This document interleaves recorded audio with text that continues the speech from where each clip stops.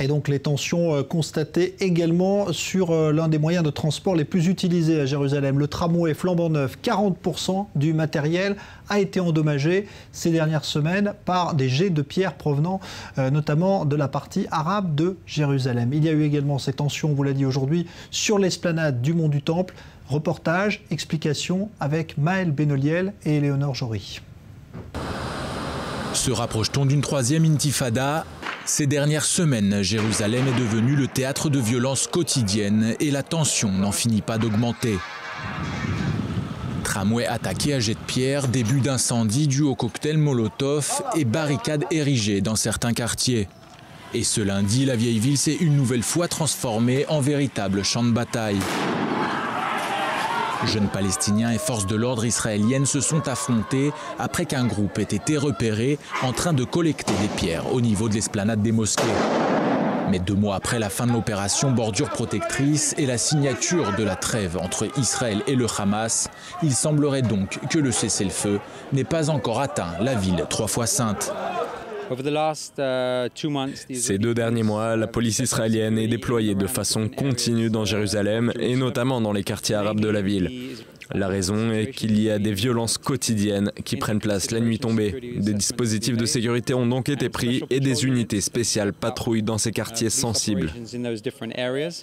Des mesures concrètes prises par les autorités israéliennes pour tenter de contenir les débordements. Mais pour la population arabe de la ville, le véritable problème est ailleurs. La question n'est pas sur ce qui est en train de se passer, mais sur le pourquoi du comment. Et la réponse, c'est l'occupation. Donc oui, la troisième intifada est prête à démarrer à tout moment et l'explosion est proche. Il y a beaucoup de pression sur les Palestiniens, leurs maisons sont détruites, il y a une très mauvaise économie, et puis il y a les colons, leurs colonies, la confiscation des terres, et enfin tout le monde sait que le processus de paix n'avance pas. Une analyse corroborée par cet expert du conflit israélo-palestinien.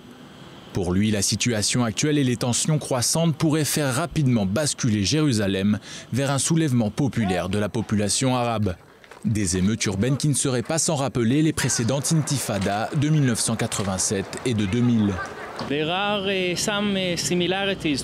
y a effectivement des similarités avec la première intifada où les Palestiniens protestaient de la même façon. Il y a aussi des similitudes avec la deuxième. On constate une augmentation du niveau de désespoir, frustration et de colère chez la population palestinienne. Il y a aussi ce sondage d'opinion publique qui a été réalisé et qui montre une augmentation de plus de 50% des partisans de la violence, spécialement au sein de la jeune population. Le gouvernement israélien a récemment donné son feu vert à la construction de quelques milliers de nouveaux logements dans Jérusalem-Est pour la population juive. Une initiative déjà fermement condamnée par le secrétaire général de l'ONU Ban Ki-moon au premier jour de sa visite dans la région. Et cette décision politique pourrait une fois de plus mettre le feu aux poudres sur le terrain entre les différentes communautés de Jérusalem. Alors on va retrouver de nouveau à Jérusalem notre envoyé spécial Max